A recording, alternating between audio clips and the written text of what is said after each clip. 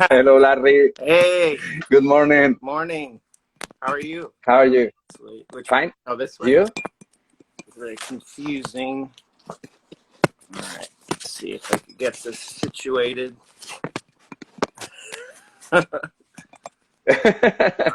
There we go.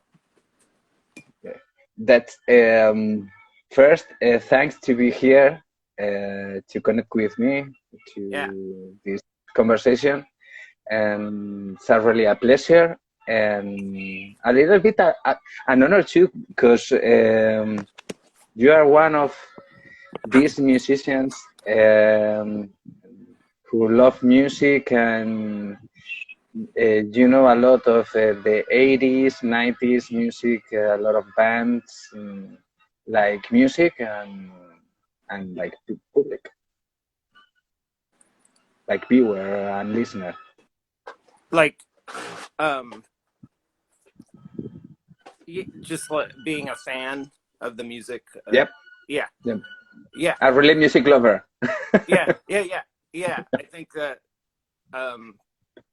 yeah, like being a music lover and a fan first, and then being a musician and getting to, you start playing shows and you start playing with local bands that you look up to and like, and then eventually as the years go on and you keep playing, and then you get to meet, Yeah.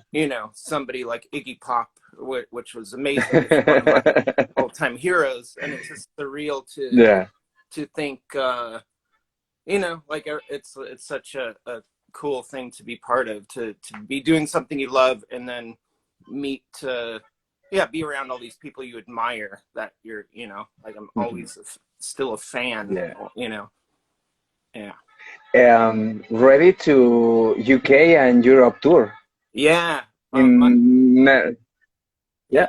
Monday morning we leave and go to France, and it's like a Yeah. month-long tour all over Europe.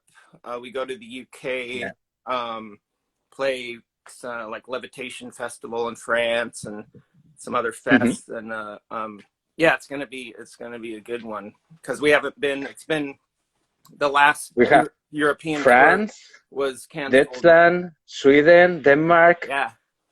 UK, United Kingdom, Spain, here in Barcelona Spain. too. Yeah. Yeah. Yeah. I see you. The 21.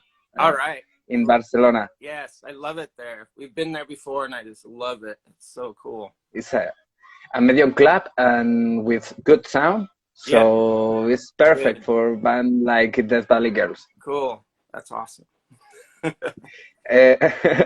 The album, the last album, Under the Spell of Joy, is recorded before the COVID and the lockdown.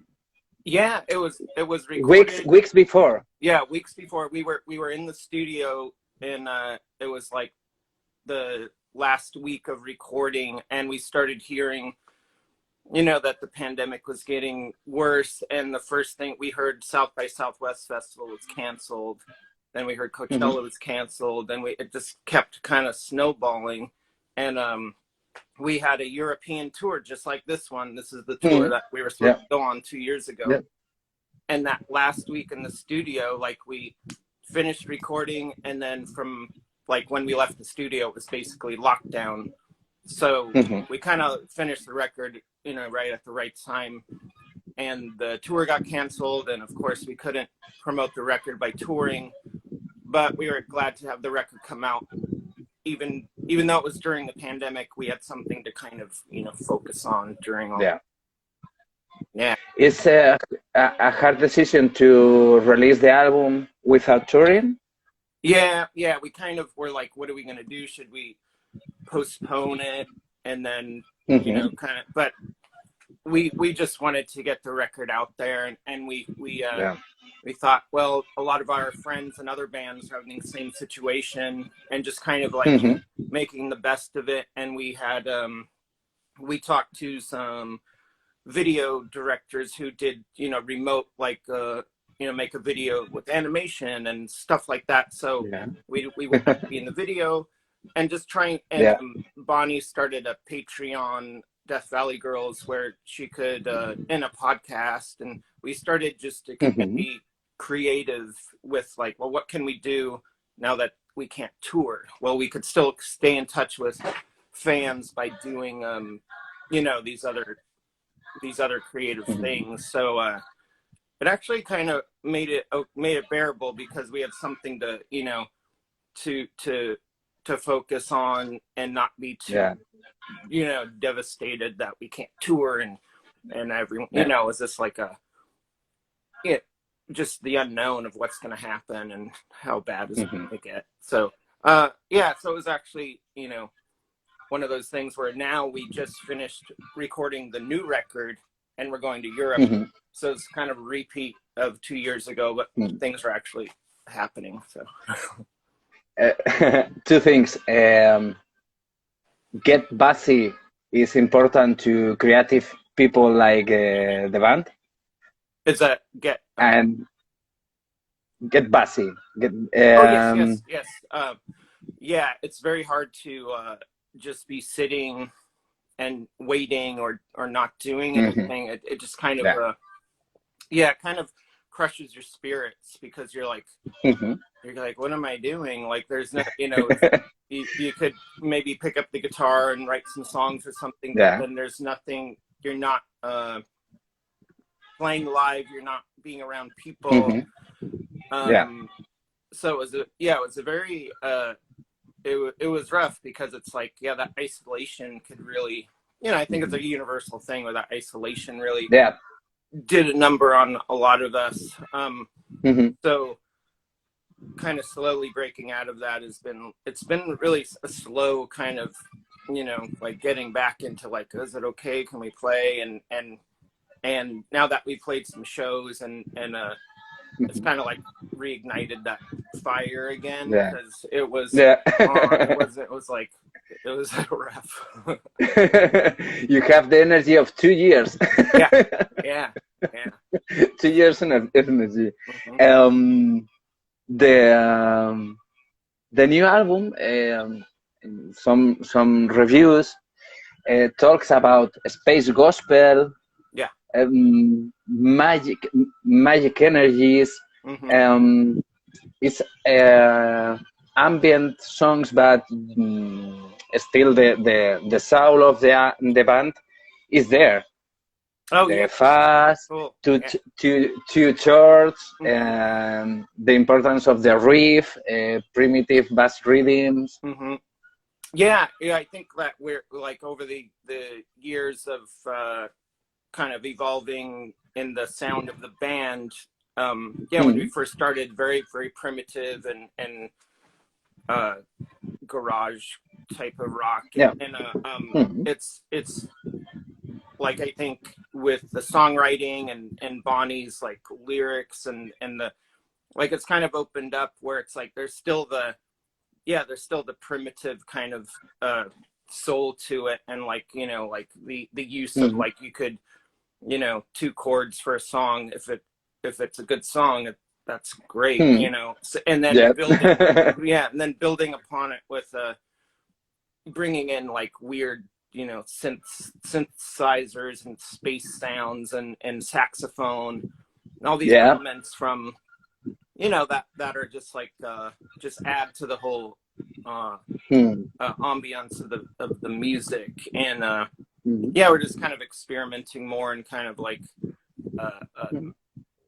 but still keeping that like the spirit of you know, the minimalism, but taking something minimal and making it kind of big, you know, like those bands like Spaceman 3 and Spiritualized and stuff, where they take a simple riff and it becomes this minimal thing. Being circular.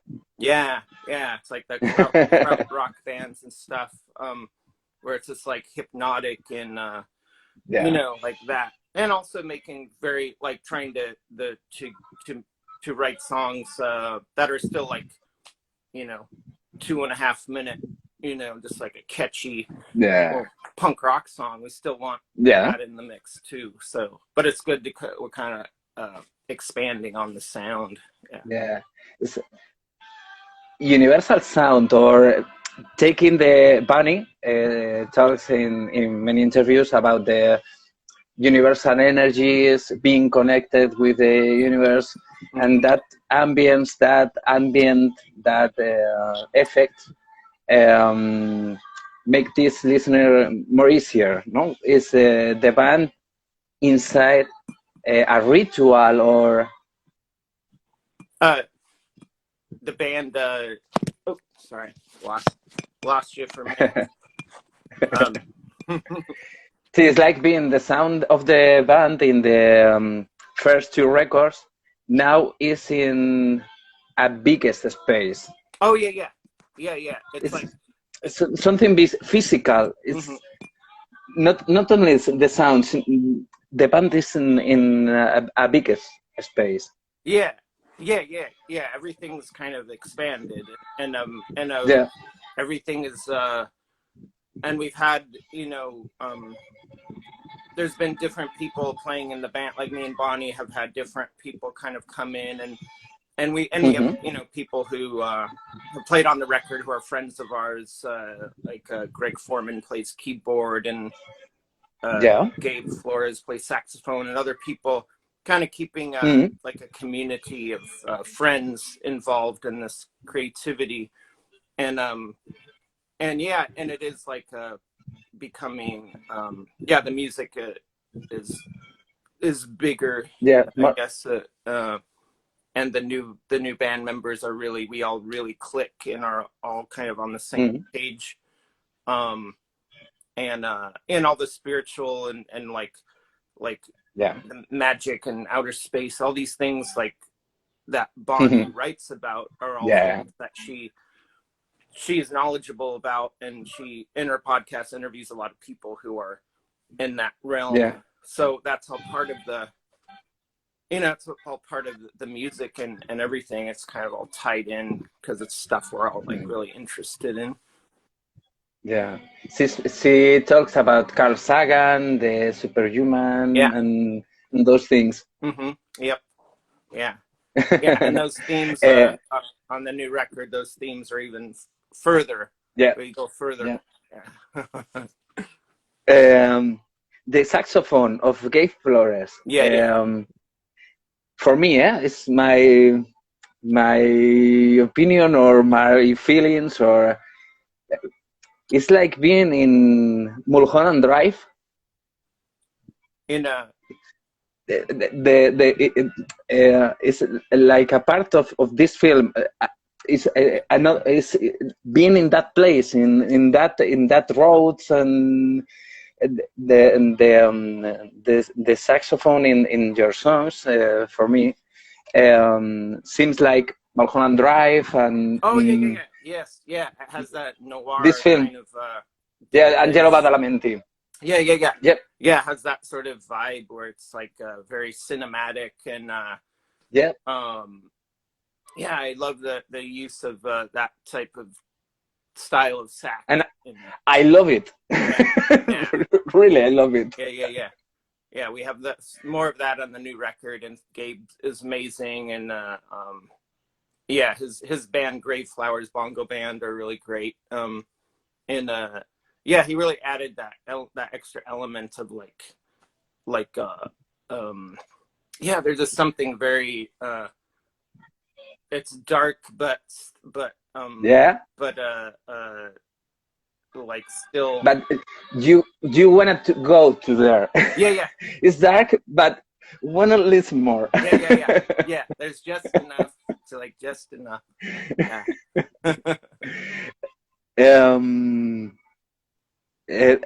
About the new album, words like ritual, circular, ceremonial, energy, magic, gospel, rhythm. I think it's a very special album. The new songs are very special. You are happy with the results. You want to take the feedback with the people, no, in the live concerts. It's the time now. Yeah, definitely. We like playing the new songs live, and yeah, and I think they still work with the old material, which is some of it's just very straightforward, and kind of works in the set of the music to have these other songs like Universe or something, which are very yeah, more like ambient kind of hypnotic songs, and yeah, just really we kind of are, yeah, hit this fork in the road where we just started going down a path of, yeah, just becoming making bigger sounding music, Yeah. I guess. Yeah. Dead Valley Girls, I think, is a live band, a concert band. Yeah. A band to take near and listen and this feedback with the people and making a concert like a celebration or. Oh yeah. That's yeah. We want people to come and it's all about just, yeah, just having a good time and a very like positive energy Yeah. kind of thing happening. And Bonnie is very you know, like interactive with the crowd, and sometimes she'll go into the crowd, and those performances are, yeah, just keeping the people like Yeah. you know, it's just like we want to have a good time, and want it all to be, yeah, like a party or something, like we're all connecting, and yeah, and yeah, playing live is interesting because you just never, every night is different, you never know what's going to happen, and yeah, it's yeah, I think it's almost like we feel like it's our like almost like a job to like make people have, or not make, but like hope they have a good time, like it's just having, you know, have a good time, you know. Yeah, enjoy, you know, enjoy the music, enjoy the reunion, friends, good music and good energy, you know. Yep. And black dressed. Yeah. Still, yeah, still the darkness, still the Halloween. Yeah.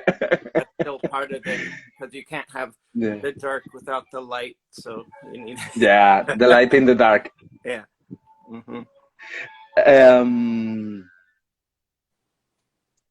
Influences. The first time, or the first album, Stooges, the psych music, third elevators. Oh yeah. Oh yeah. Yeah, big one. Yeah, it's yeah, like the whole 60s Back from the Grave records, you know, the Seeds, Music Machine, all that stuff, definitely a huge influence on us. And the 13-4 Elevators and Rocky Erickson were huge, and then to and we, when, as our touring went, and we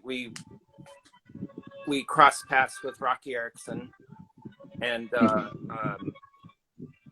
we toured with them, and I played in his band and got to play the 13-4 Elevator songs and Rocky Erickson songs. Wow. And it was yeah, this weird like manifestation of what we were doing to like to actually, you know, not only meet Rocky, but you know, I played in his band, we toured with them and became friends with him and his family, and yeah, it was like that influence was so profound, like especially when I was younger, that band, and all, especially the 60s garage stuff, which I loved, and so being a little part of that story was very special. And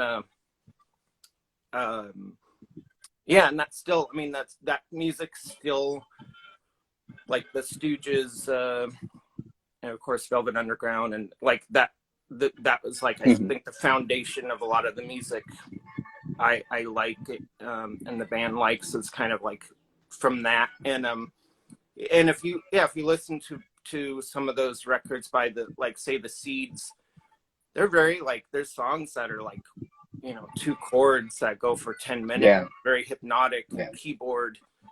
And it's not just like, you know, just like all pushing too hard, like, you know, 2-minute songs. They're like experimental and kind of weird and psychedelic. And people, you know, like don't realize, like, oh, really listen to some of that, like the Sky Saxon music. Yeah, the Seeds were kind of like pushing, you know, some you know, pushing the envelope and kind of like stretching out there. And some of those bands just get written off as like, oh, there's fun garage bands, but they were like really, you know, I'm sure the drugs helped kind of expand stuff, but yeah, songs like Up in a Room and stuff are just like these cool hypnotic songs, and that's still, you know, a big influence on our sound, where we always love to have like that type of thing happening in the music, where it's this tribal minimalism and kind of building on top of that. So yeah, but definitely the garage type of stuff was initially the kind of thing that we kind of agreed on when we met and formed the band. It's like, oh, let's, you know, and bands like even more of the modern bands like Dead Moon and all the Fred Cole music were part of that, you know, are all part of that influence. Yeah. Speak too about the influence, or you like the Pink Floyd Sid Barrett era. Oh God, yeah. Yeah, Pink Floyd, another huge influence, and especially I like all of Pink Floyd stuff, but the Sid Barrett era, Piper at the Gates of Dawn, was an influence on my guitar playing, and that Telecaster. He had a Esquire, which I would love to get. But, an original one of those is like $10,000 or something. But definitely he was not only a genius songwriter, but a very interesting guitar player, and very strange. And the guitar tone I was like, I want that. Like, how do I like a free soul, no? What? Oh yeah. A free creator. Yeah. There was no like one of those players where kind of like Lou Reed and Sterling Morrison, where there's like kind of, it's really like predating the whole no wave and Sonic Youth and all that, where you speak too about Evil. It's another it's one a line where a guitar solo is could be just noise and feedback and you know, no like you know, like what chord is that? It's just you know, because back then a guitar solo is very, you know, like melodic.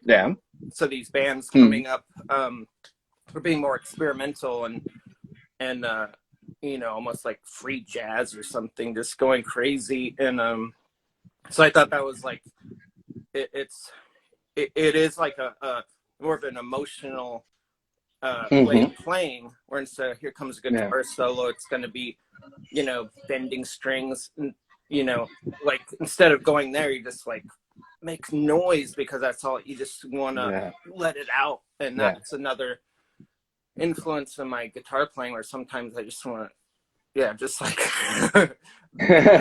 noise. And and the Sonic Youth thing is another influence, because they're so cinematic and spooky, and the guitar playing is totally reminiscent of Sid Barrett and you know, Lou Reed and stuff. So yeah, it all ties together. The texture is the word. The texture. Texture. Of the noise. Not the note or the chord. It's the texture of the noise. Yes. And I think your guitars in the albums and live too, you are so concrete with the sound of every song and what you need, what the song need, not your ego, Oh, Uh, cool. Thank you. the Yeah. the song needs that, and you only play the minimal. Mm-hmm.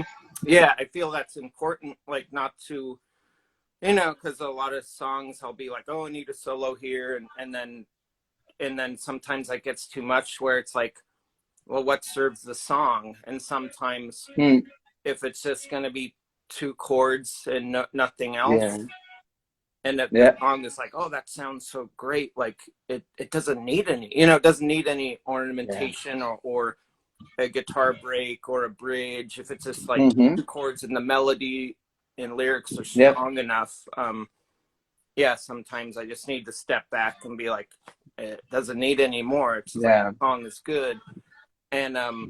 And then I'll just be more concerned about the guitar sound. Like, I just want Mm-hmm. I want the guitar to sound good, but other than that, like any other extra, yeah, like building too much overdubs on top of it, it kind of, there's no Mm-hmm. need for it if the song Yeah. doesn't need the, yeah, extra stuff happening. And sometimes it is tough to kind of like, because you want to, especially as a guitar player, you want to do extra Yeah. stuff. Oh, I could do this part.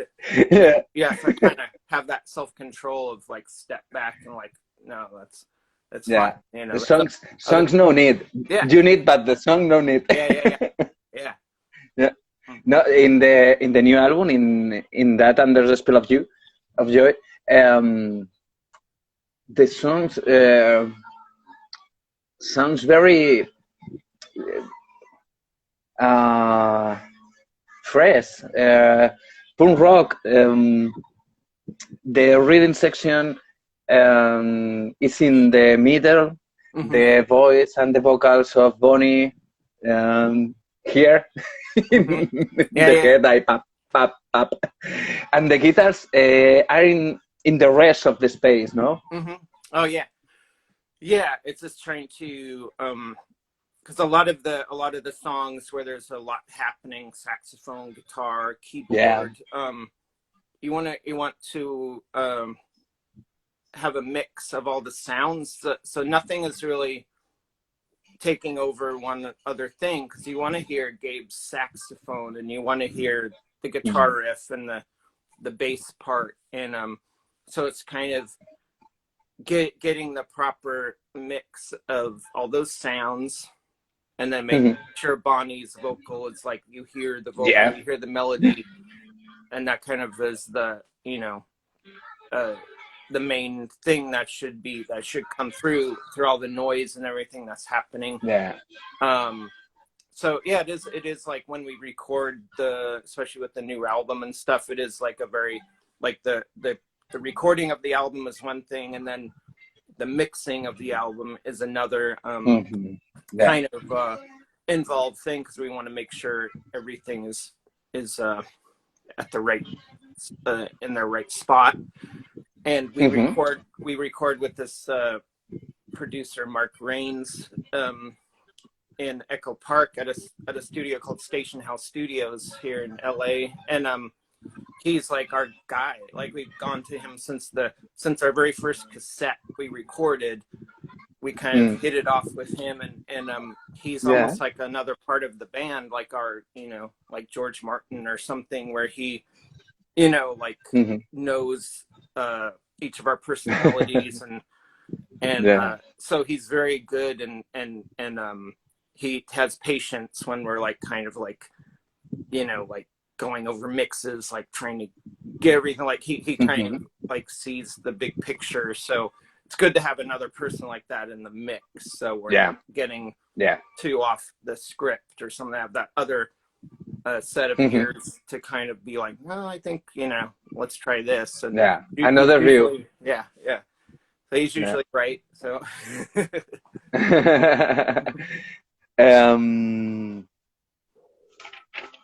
if we talk about your gear, you speak about a cheap guitar, a normal guitar, a normal guitar, and a simple combo, an Ampeg combo, no?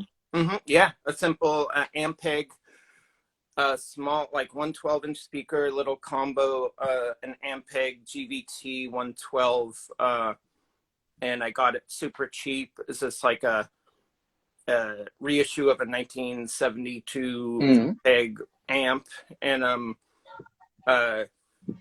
very simple. Like as far as the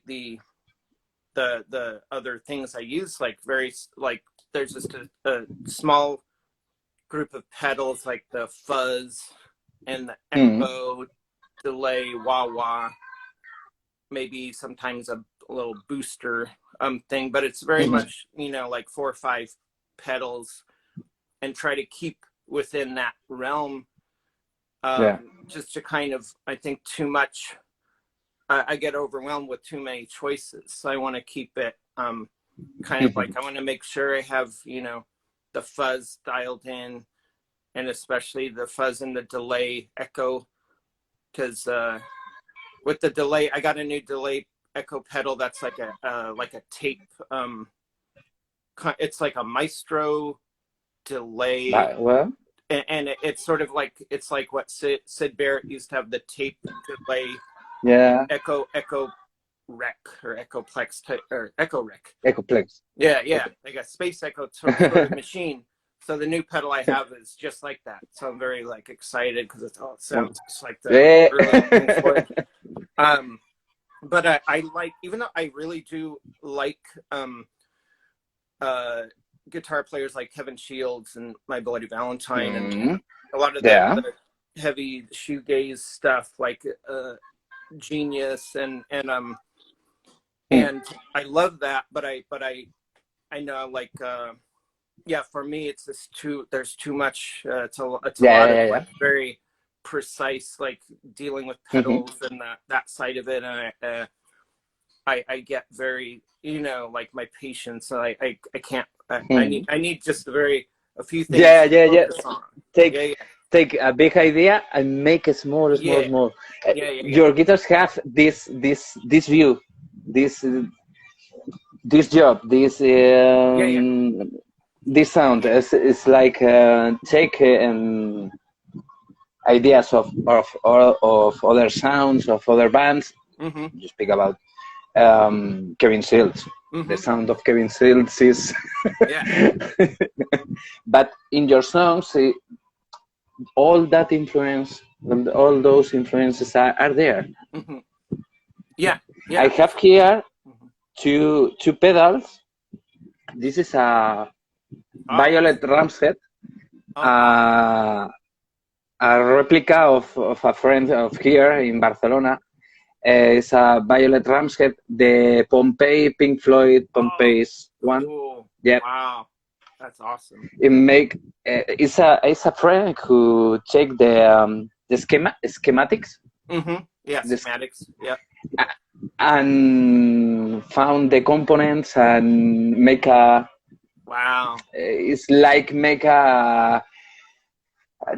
Not a pedal only. It's I think it's a replica of one pedal who don't exist. And this one, I speak with Gary Lee Conner from Screaming Trees. And Screaming Trees. Oh man. And you see that band in that years, the Super Fast. The Super Fast with the Marshall combo is the sound of Screaming Trees in the early years. That is, and is that sound, the grand sound of Screaming Trees? Yeah. Is that sound? I love that band. I love that. I love that band, and I saw them many times growing up. Back in before when their first record Clairvoyance came out, and they started playing around the Northwest, and me and my friends went to see our friends Girl Trouble, that band, play, and the Screaming Trees were playing, and we heard of them, but no one had, you know, they were kind of new, and we saw them play, and it was like, oh my god, like what is this band? Like this came out of nowhere. They literally did. They came out of Ellensburg, out in the woods, and so this is like, it was like way back, like 1986 or something, like before, which my personal favorite, I love all their stuff, but Even If and Especially When was a special record because, yeah, I was still a teenager and it really sounded very, man, it had all the garage elements and psychedelic, but it sounded very Northwest to me, like our rainy kind of, you know, place where it's great. Yeah. And so seeing them, it was like, oh wow, this is this blew my mind, because like these are kids playing this amazing garage psychedelic music, but it was kind of more like Stooges and kind of tough sounding too. Mark Lanegan's very brooding and you know, so they became, like during that era, it was like they were so a big influence growing up, like Gary Lee's guitar playing and stuff. But they definitely were an amazing live band too, like so good. Yeah. And the music is special, but the energy of that albums, that years, is amazing. People so creative, fun things, demos, cassettes, lo-fi recordings, poetry, and you saw all this. Yeah, I talked with Patty too many months ago, and I think you are so lucky to live that era, that years, little crazy years. Well, but we're still here, and I think it's so important your view of that years of explosion and so special in music. Yeah, it's very interesting, because when I was growing up in, you know, just in this small little town, and it was outside of Seattle, and it was this you know, little podunk town in Washington, and I you know, would read about the 60s like scene in San Francisco, and I'd read about like the British punk scene in 77, or New York in 76, like all these things. And I always thought, like, I missed out. Like I wish I was a little older so I would have experienced these things. And going to these like punk shows in Seattle was, you know, oh, this is really exciting, and this is the new thing. And when it kind of shifted and these new bands started coming up, and seeing bands like Green River and Screaming Trees and Soundgarden, and then when Mudhoney came along, like, and of course Nirvana, but seeing these bands like back then, it was all like, it took a minute for, I think, even all of us in that scene to realize, like, wow, there's a really great scene. There's a lot of really good bands. So I think it to kind of realize, like, in retrospect, like, like, and how much of an impact that Seattle scene had on the whole culture, and it's part of the history of the different scenes that happened, was like, it was like, wow, you know, like very like right time, right place, kind of the right age to experience that and see these bands, and, you know, see Nirvana play with like 20 people in the room, like just seeing that, and just it and then fast forward a few years, then seeing him in an arena, and then being, wow, that was a very surreal few years, and seeing you know, Green River, Mudhoney, The Accused, like all these super fastback, like Human, keep going, like so many great bands. And Skin Yard, Blood Circus, Love Battery. Love Battery. You interviewed Kevin Whitworth. Awesome boy. Love Battery, my old band. It's a Smile. Kevin, a Smile Whitworth. Oh yeah. He's cool. He's cool. Super funny. Very cool. A really good boy. Yeah. Like a lot of friends from Seattle, like Death Valley Girls, we were just up in Seattle playing a festival, and I did see some old friends from back then. And it was good to, you know, to catch up, because it's it's like seeing like old family, because we like being a part of that scene.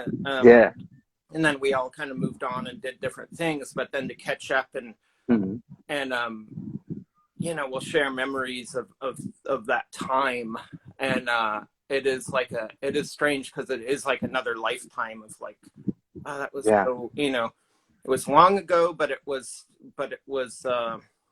still, some of those memories are so fresh, and so like had such an impact, like seeing the, you know, like just seeing those bands and being a part of the community of the people, and all the like the label, Bruce Pavitt and Sub Pop and Daniel at CZ and all these, it was all like everyone was at shows, everyone was part of the, you know, Charles Peterson, the photographer, was like he took, you know, pictures of the band. Me and Patty were in Sybil, and we recorded at with Phil Eck at Jack and Dino's, the Reciprocal Studios, like all these all the artists we've worked with. I've recorded with Steve Fisk. Art Chantry's done art for this community of all these amazing people, and sometimes I have to look back and like, wow, that was a lot of you know, a lot of creative. Look at the names: Jack and Dino, Steve Fisk. It's strange, because I was like, wow, all those people coming from this community, and it's kind of like the New York scene or the British scene, where like for some reason that the generation, like we're like all our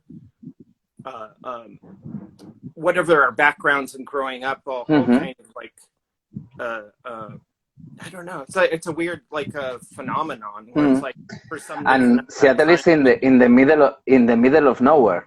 Yeah, in the middle of nowhere. Like, you know, Nirvana coming out of just Aberdeen, no? Yeah, Nirvana coming out of Aberdeen, Beat Happening come out of Olympia, Screaming from Sellersburg, like some of the hardcore bands coming from suburbs, and like all kind of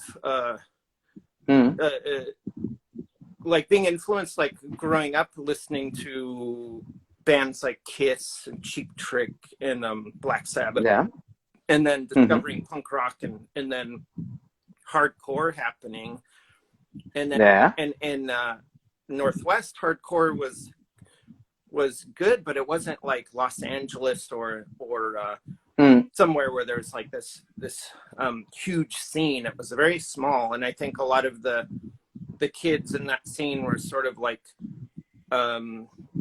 just started doing. They were still influenced by a lot of the of Black Sabbath and heavy bands, and started to do weirder music. And like I don't even know like how that you know, the Melvins were doing it early. Melvins that. That's the hard section.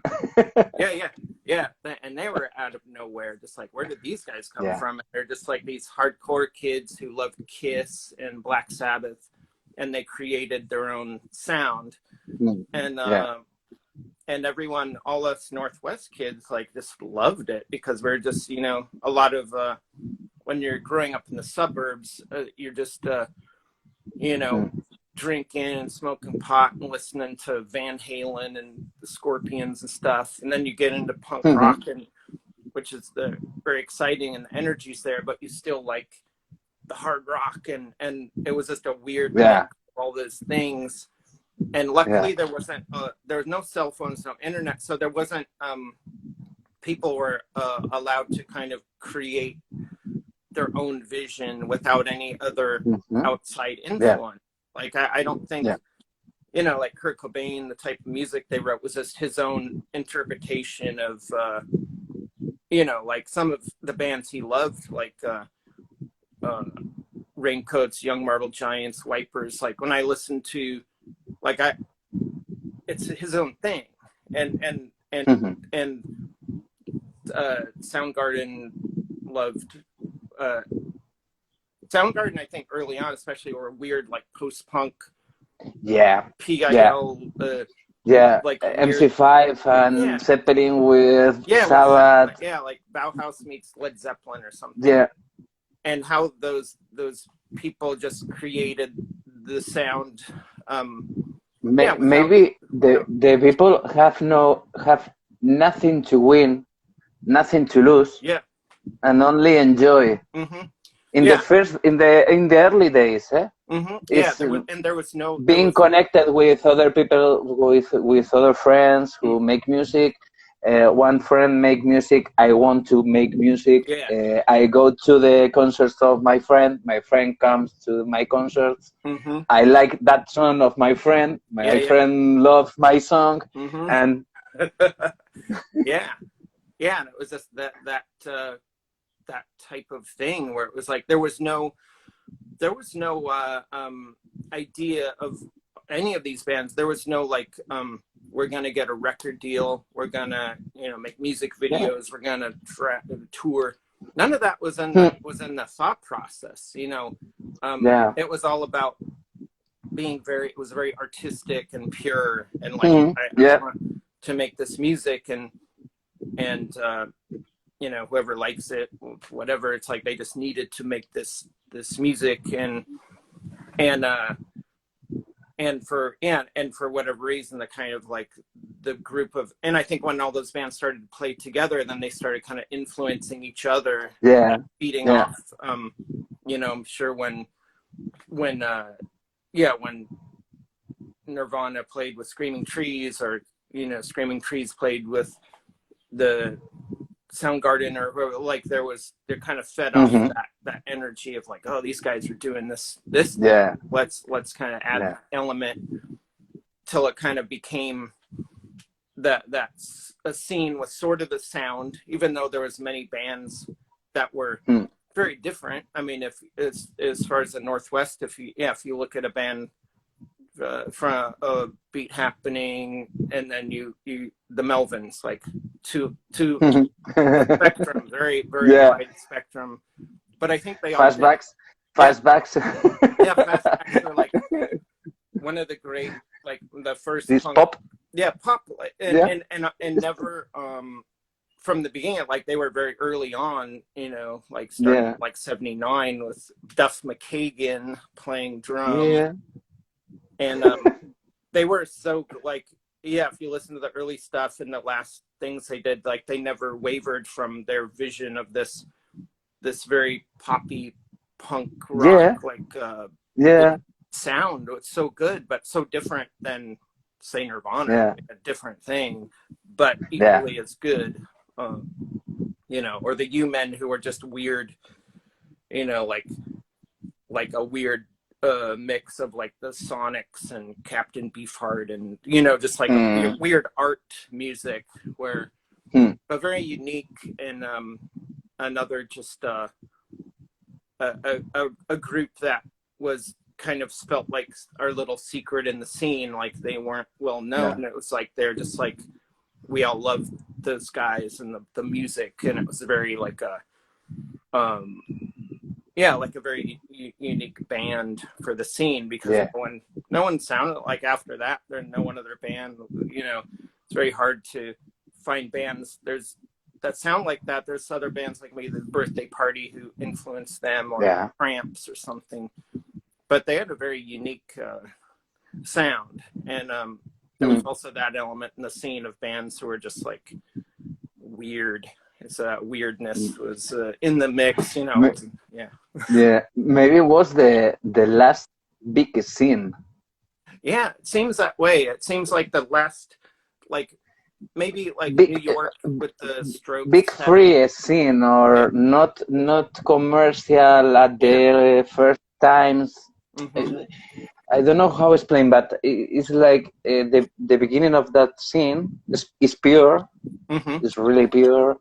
It's innocent, and now a band need to the likes in the social media, the views, the plays, and those things Yeah.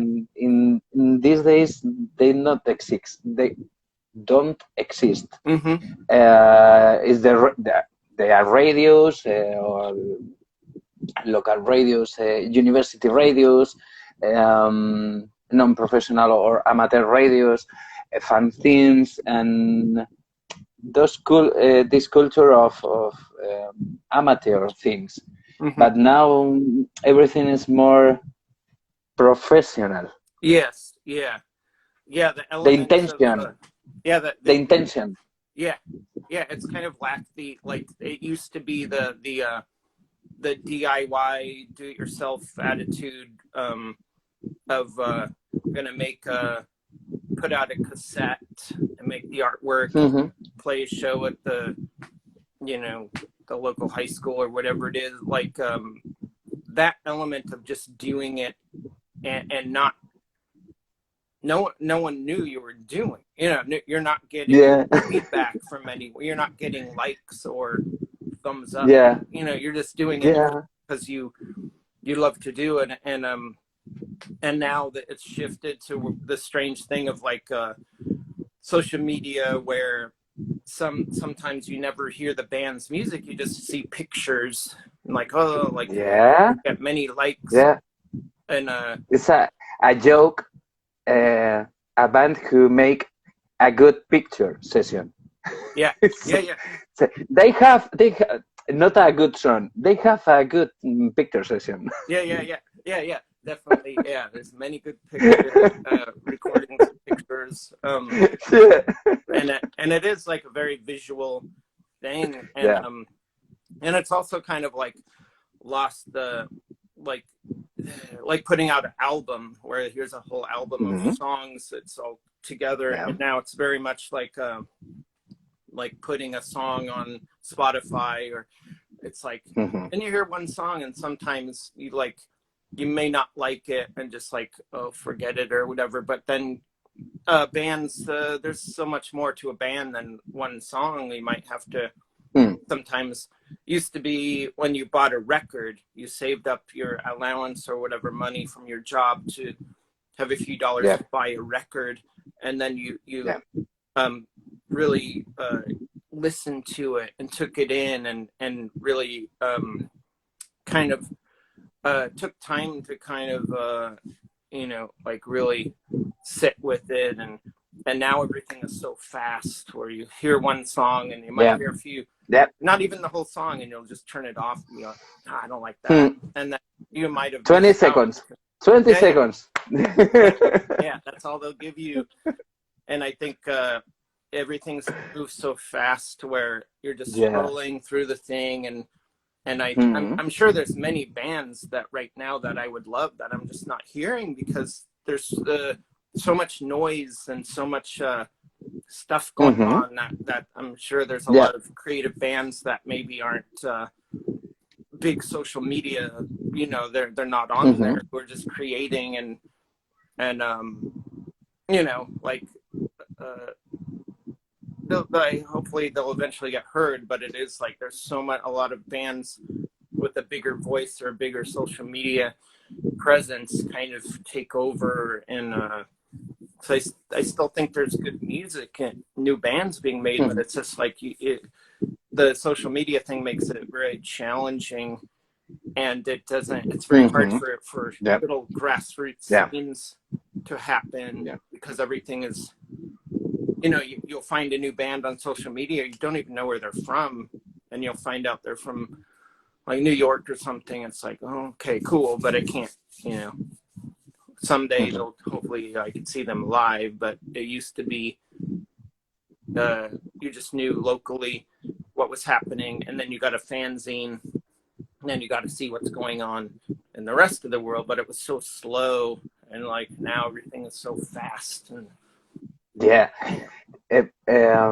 lot of things of your intervention.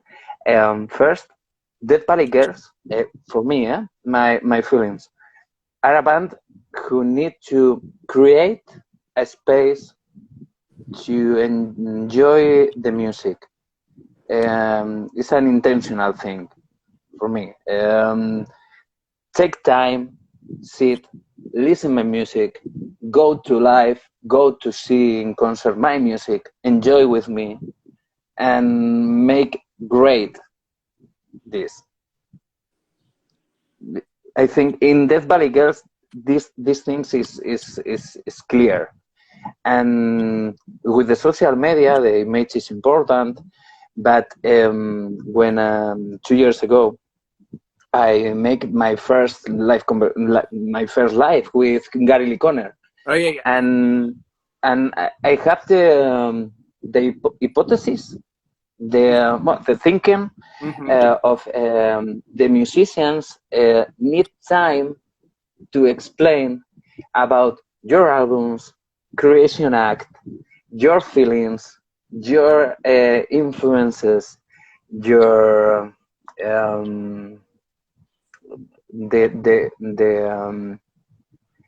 the fact who you are in music around the years, no, traveling, knowing people, make concerts, create, and those things, no, more artistics, and this needs time. And in the TV, in the radios, they don't have time. Yeah. And I create this space, this conversation for this. Excuses about my English.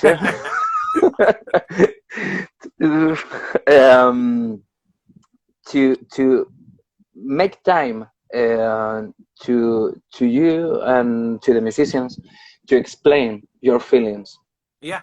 And it's how what are you talking about? The time, everything is so fast. Yeah. The interviews in a press, there are 3 questions or 4 questions, and no more. And in an album, they are 1 year, 2 years of job, of creation, composing, rehearsals, sound, and the other things like production, mixing, t-shirts, merch, and all of those things, no? Oh yeah, yeah. It's yeah, it's like everything moves so fast that I appreciate that you started doing these interviews, because it does give time for musicians to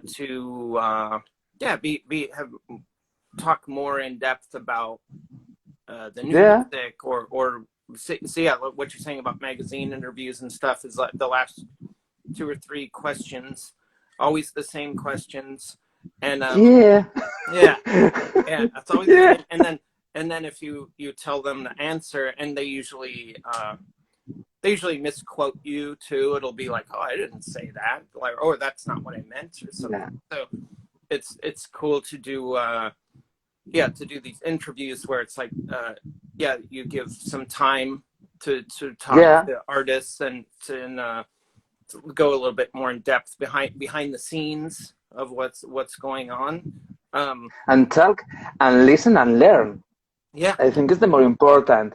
You live in an era so special, many years in the music, many places. Who are you touring 2 months, touring in 1 week, and you are in France the next week, and it's complicated to touring, to make concerts. It's not the picture of the band and it's cool to be in a band. No, being in a band is more than than that picture. No, it's the creative part and other things that are complicated. Yeah, it is like, because it becomes, there's a point where if your band gets touring and busy, where it becomes like, oh, this is going to be your job, which then it's strange, because this is what we all want as artists. We want to be doing what we love for a job. But with any job, there's a lot of work, and there's a lot of the making of the record, and there's a lot of things that are it's kind of, even though we'd love to do it, there's a struggle, and there's like artistic things that like, not to compromising the sound, but just compromising like what we all want together. And the touring logistics of like going to Europe for a month, and also like what's up with the pandemic, and like all the equipment rental and our tour manager, like all these things. It's a lot to do, like a lot of stuff behind the scenes to make this happen. And I think with a lot of bands, like I really it's a lot to take on. It's very impressive when I see bands who are touring, like friends of ours, like LA Witch, who I see they're always on the road, always working. And I was like, man, those guys are just like road dogs. Like they love to do it, and they work hard, and they're getting better as a band. Like and it's inspiring. And it's like I never want to complain about, oh, it's hard work, or it's so much. It's like, because it's hard work, but I've worked day jobs in warehouses and delivery, and everything, that I know what hard work is. So this type of hard work, it's a lot to do, but it's all worth it. And I never want to be complaining that, oh, we have a 8-hour drive to Berlin, it's going to be stupid things like that's not complaining about. We're doing, we get to go to all these different countries for a month, and that's like a dream. Like a lot of people don't have the finances or time to do these things, so or opportunity. The opportunity. So having it, amazing, because it's like, if I still worked at a pizza place in Seattle, like I couldn't do what I'm doing. So this art, this love of art, has kind of created a job that some of the benefits are travel. And it's amazing, and I really am excited to go to Spain, because we've been there once, and I was like, oh, we got to go back. I love it. But it's all the work, and like it all, because there's a result. There's something that you it's the result. That's the question. It's the result of hard workers. It's like you put out a record, and someone says, oh, I really love that record or that particular song. You play a live show. Let's say if we play a live show in France or something, and someone comes up and like, oh, I really like the show was great, thank you for coming and playing. And that is like what you that is just like this extra added, like, oh, this is really cool that it's actually making people happy and they like it. And I think in a way it is sort of like all the bands. I love going to shows. I love listening to records. I love the whole, like, I read about music, read about other artists. I listen to interviews, and all the joy that's given me. And I've, gone up to bands after the show and be like, oh, like, that was so great, or whatever. It's like this thing of like a circle, the circular, like, cycle of life, of like, people now tell me like, oh, that was a great show, thank you, make them happy. And then, what bands I've seen were the same thing. I just let them know.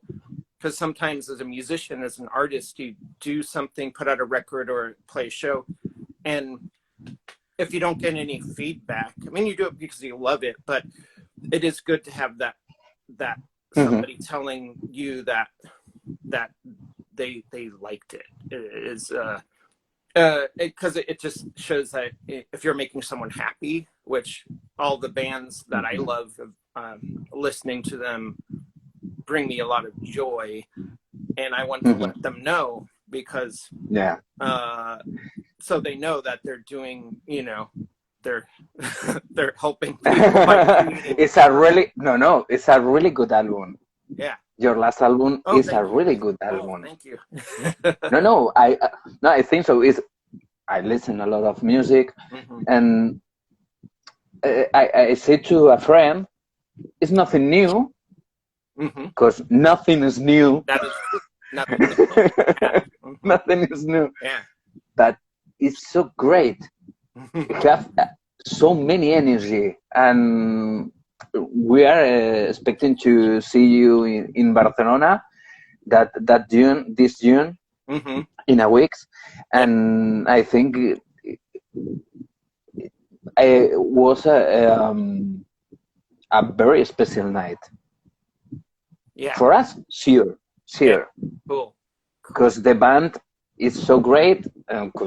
We are friends go to see a really, really good band. Cool. That's good to hear. Yeah. We're looking forward to it. It's going to be, it'll be fun, and it's really, it's interesting. And I think for us and a lot of bands, it's been 2 years. So it's like we're touring for the last record. Yeah. And then we also have new songs to play for the new record. So there's a lot happening, and it is strange, because if you're away for 2 years, it's kind of like a worry, like, oh, the people, you know, hopefully they remember us, or they know where, you know. So it's kind of like a reintroducing people, because usually we would tour all the time, go to Europe every year. So we're excited to get back to playing a lot of places we played before, and some new places. But it is like, it's exciting to kind of get back out there and play.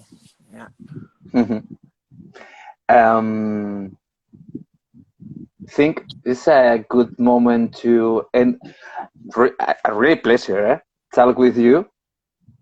Oh yeah.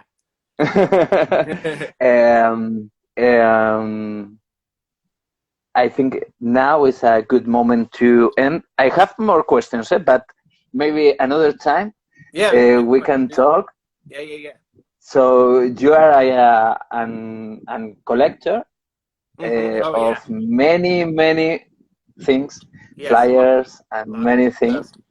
And I think this is another talk. Oh yeah, there's so much in that realm of collecting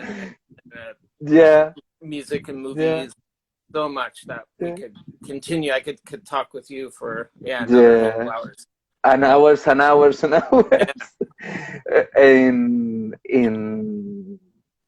In the Hit So Hard, in that documentary, there are moments when a lot of things of civil and many bands you play with your sister and with friends in years ago, and you have, I think you have one of the biggest, or you have many things, or many concerts and many bands, and not only the music, that